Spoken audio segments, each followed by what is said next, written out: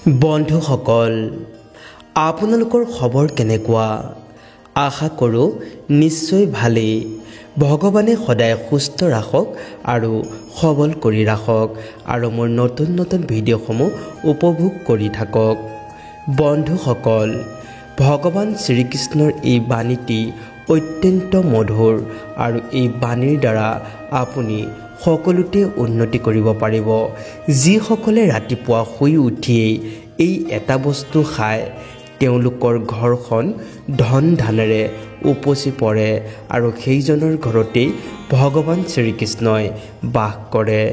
বন্ধুসকল, প্ৰথমে জানি লওক, পুৱা উঠিয়েই মানুহে কোনকেইটা কাম একেবাৰে কৰিব নালাগে, যিবোৰ ভুলে মানুহৰ ঘৰ পৰিয়াললৈ বিনাশ নমাই আনে। তাৰ বিষয়ে আজি আপোনালোকৰ লগত আলোচনা কৰিম।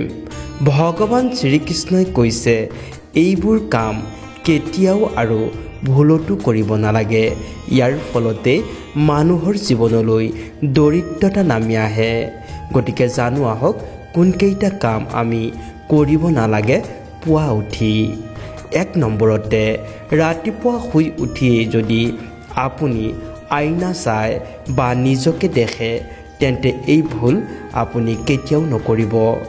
শাস্ত্ৰই বিভিন্ন সময়ত এই কথা কৈ আহিছে, পুৱা উঠিয়েই আইনা চাবলৈ ভুলতো নালাগে। পুৱা উঠিয়েই দৰ্পণত নিজৰ মুখখন দৰ্শন কৰাটো দৰিদ্ৰতা, দুৰ্ভাগ্য আৰু সমস্যাক জীৱনলৈ আমন্ত্ৰণ কৰাৰ সমান। সেইবাবে পুৱা উঠিয়েই আইনা একেবাৰেই নাচাব। 2 নম্বৰতে, পুৱা উঠিয়েই ভোজন গ্ৰহণ কৰা। বহু মানুহেই পুৱা উঠিয়ে চাহ নাস্তা গ্ৰহণ কৰে। শোৱাৰ বিচনাতে বহুতে ভোজনো গ্ৰহণ কৰে। যদি আপুনিও এই ভুল কৰে, তেন্তে আপোনাক কৈ থওঁ, শাস্ত্ৰৰ মতে স্নান নকৰাকৈ আৰু দাঁত ব্ৰাছ নকৰাকৈ, সূৰ্যদেৱক জল অৰ্পণ নকৰাকৈ ভোজন গ্ৰহণ কৰাটো একেবাৰে অনুচিত। এই কাম ভুলতো নকৰিব, কিয়নো সূৰ্যৰ দ্বাৰে আমি অন্ন লাভ কৰিছোঁ। সেইবাবে সূৰ্যদেৱক ধন্যবাদ নিদিয়াকৈ অন্ন গ্ৰহণ কৰাটো একেবাৰে উচিত নহয়। যিসকলৰ পুৱা উঠিয়েই লেট্ৰিন কৰাৰ অভ্যাস আছে, তেওঁলোকে সেই কামটো কৰি স্নান আদি সম্পন্ন কৰাৰ পিছতহে ভোজন গ্ৰহণ কৰিব লাগে। দাঁত ব্ৰাছ নকৰাকৈ মুখত একোকেই ল'ব নালাগে।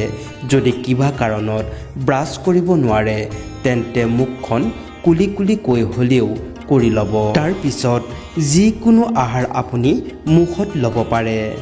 3 নম্বৰতে, পুৱা শুই উঠিয়েই মুখত কৃষ্ণৰ নাম ল'ব লাগে।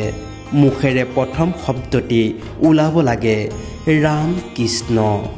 কিন্তু তাৰ পৰিৱৰ্তে যদি মুখেৰে নিগেটিভ কথা বতৰা ওলায়, তেন্তে নিজৰ দুৰ্ভাগ্য নিজেই মতাৰ দৰে হয়।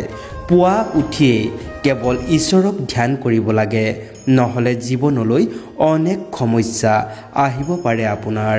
যদি ৰামকৃষ্ণ বুলি শোৱাৰ পৰা উঠিয়েই আপুনি উচ্চাৰণ কৰে, তেন্তে আপুনি কেতিয়াও জীৱনত সমস্যাৰ সন্মুখীনেই নহয়। 4 নম্বৰতে, আমাৰ শাস্ত্ৰত গংগাজলৰ বিশেষ মহত্ব আছে, বিশেষ গুৰুত্ব আছে। আজিকালি যিকোনো পূজাৰ সামগ্ৰী পোৱাৰ দোকানত গংগাজল পোৱা সৰুৰ পৰা ডাঙৰ বটল উপলব্ধ।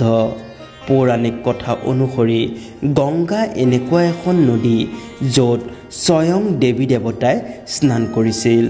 এইবাবেই গংগাজলক খুবেই পবিত্ৰ বুলি গণ্য কৰা হয়।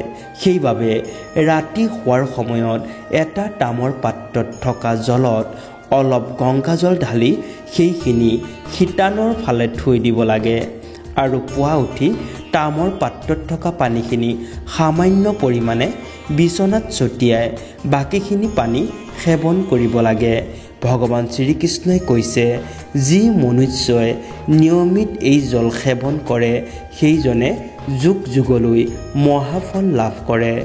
মা লক্ষ্মীৰ কৃপাত এনেকুৱা মানুহে ধনৱান হয়, অৰ্থাৎ কোটিপতি হৈ পৰে। গংগাজল ইমানেই পবিত্ৰ, মানুহৰ মুখত গংগাজল এটা টোপাল দিলেই সকলো পাপ কষ্ট নষ্ট হৈ পৰে। গংগাজল কেতিয়াও অশুদ্ধ নহয়। সেইবাবে পুৱা উঠিয়েই এই কামটো আপুনি নিশ্চয় কৰিব। যদি আপুনি আপোনাৰ জীৱনৰ পৰা নিগেটিভিটি বা যিবোৰ ঋণাত্মক ভাৱ আছে সেইবোৰ দূৰ হোৱাটো যদি বিচাৰে আৰু দৰিদ্ৰতাৰ পৰা পৰিত্ৰাণ পোৱাটো বিচাৰে, তেন্তে পুৱা উঠিয়েই এটা কাম যেনে তেনে হ'লেও কৰিব নাপাহৰিব। পুৱা উঠিয়েই আইনা নোচোৱাকৈ প্ৰথমে ভগৱানৰ ফটো দৰ্শন কৰক। আপোনাৰ শোৱনি কোঠাত ভগৱানৰ মনমোহনীয়া এনেকুৱা এখন ছবি এনেকুৱা এটা স্থানত লগাওক যাতে উঠিয়েই চকু মেলিয়েই আপুনি ভগৱানক দৰ্শন পায় আৰু আপোনাৰ মন প্ৰাণ তেওঁৰ ছবিখনৰ দ্বাৰা ভৰি পৰে। পুৱাই ভগৱানক দৰ্শন কৰিলে মনুষ্যৰ জীৱনৰ উন্নতি হয়। পুৱা উঠিয়েই এই ধৰিত্ৰী ভূমি স্পৰ্শ কৰিব আৰু ধৰিত্ৰী আইৰ পৰা আশীৰ্বাদ ল'ব আৰু ক্ষমা খুজিব আৰু মাটিত ভৰিখন থ'ব। এনেকুৱা কৰিলে মানুহৰ জীৱনলৈ সৌভাগ্য আহে। এতিয়া জানো আহক পুৱা উঠিয়েই মানুহে কি বস্তু খাব লাগে। 1 নম্বৰতে, যেতিয়া পুৱা আপুনি ঘৰৰ পৰা ওলাই যাব কেতিয়াও খালী পেটেৰে ওলাই নাযাব।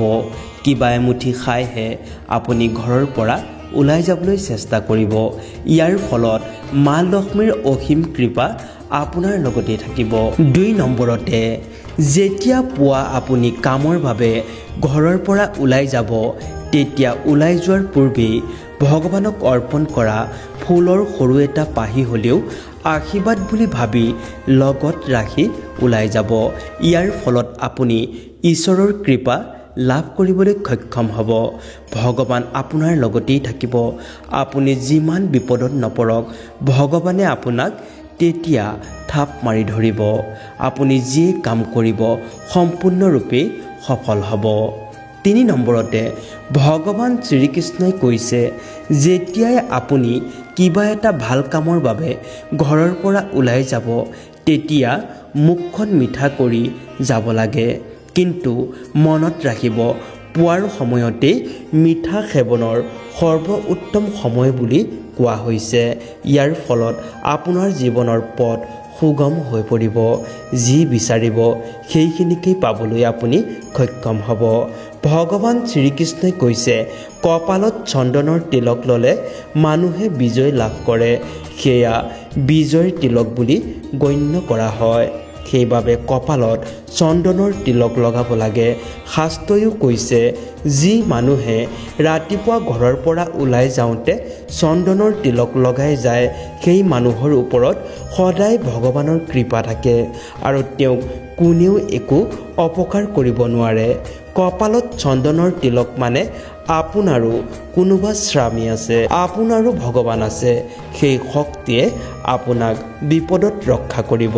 কপালত তিলক থাকিলে কালিও হেনো একো কৰিব নোৱাৰে। এনেকুৱা ব্যক্তিয়ে অঘটন, অকাল মৃত্যু আদিৰ পৰা সদায় বাচি থাকিব পাৰে। শাস্ত্ৰই কৈছে যিজন লোকে নিয়মিত ৰূপে সূৰ্যদেৱক জল অৰ্পণ কৰে সেইজনে ঘৰ, পৰিয়াল, সমাজত মান সন্মান লাভ কৰে, সুস্বাস্থ্য আৰু দীৰ্ঘ আয়ুস লাভ কৰে। তেনেকুৱা মানুহ প্ৰতিদিনেই ঘৰৰ পৰা ওলোৱা সময়ত সামান্য পৰিমাণৰ দৈ আৰু এচামুচ চেনি খাব লাগে। এয়া খুবেই শুভ বুলি কোৱা হয়। ইয়াৰ দ্বাৰা আপুনি যিকোনো কামতেই সফল হ'ব পাৰিব আৰু আপোনাৰ জীৱনৰ পৰা নিগেটিভিটি দূৰ হৈ যাব। ঘৰখনত সুখ শান্তি আহিব। বন্ধুসকল, আজিলৈ ইমানেই। যদি ভিডিঅ'টো ভাল লাগিছে এটা লাইক কৰি দিব আৰু কমেণ্টত লিখিব নাপাহৰিব জয় শ্ৰীকৃষ্ণ।